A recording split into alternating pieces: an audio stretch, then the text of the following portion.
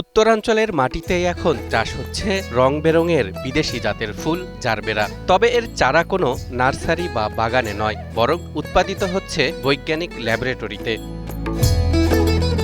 শুনতে অবাক লাগলেও এখন টিস্যু কালচার ল্যাবে উৎপাদিত চারা দিয়েই আধুনিক প্রযুক্তিতে জারবেরা ফুল চাষ করে দারুণ সফলতা পেয়েছেন রেজওয়ানুল ইসলাম নামের এক তরুণ উদ্যোক্তা। প্রতি মাসে মাত্র 15 থেকে 16,000 টাকা খরচ করে 50 থেকে 60,000 টাকার ফুল বিক্রি করছেন এই উদ্যোক্তা।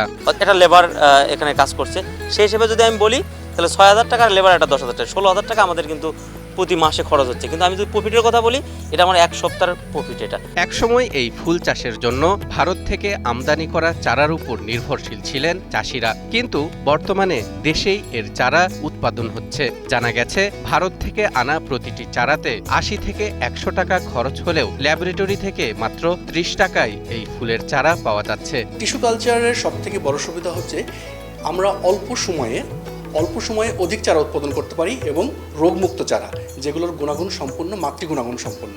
বগুড়া হর্টিকালচার সেন্টারের টিস্যু কালচার ল্যাবে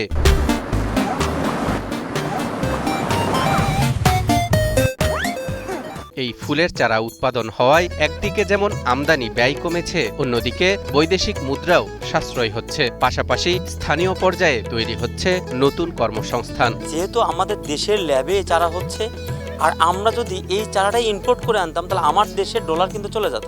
সেখান থেকে আমার দেশের টাকা আমার দেশেই থাকছে এবং চারাটা আমরা কিন্তু খুব সহজভাবে সুলভ মূল্যে আমরা পাচ্ছি এবং সময় অনুযায়ী পাচ্ছি। সাধারণত অক্টোবর থেকে নভেম্বর মাসে 3 মাস বয়সী চারা রোপণের পর 6 মাস বয়স থেকে জারবেরা ফুল ফুটতে শুরু করে, যা অব্যাহত থাকে প্রায় 5 থেকে 7 বছর। শীতকালে বেশি ফুল পাওয়া গেলেও বর্তমানে পলিনেট হাউস প্রযুক্তি ব্যবহারের কারণে সারা বছরই ফুল পাওয়া যাচ্ছে। এতে করে লাভবান হচ্ছেন উদ্যোক্তারা। আমার এই যে শেডটা আছে, এই শেডটার একদিকে 40 ফিট বাই 80 ফিট জায়গাতে আমার এই শেডটা অবস্থিত।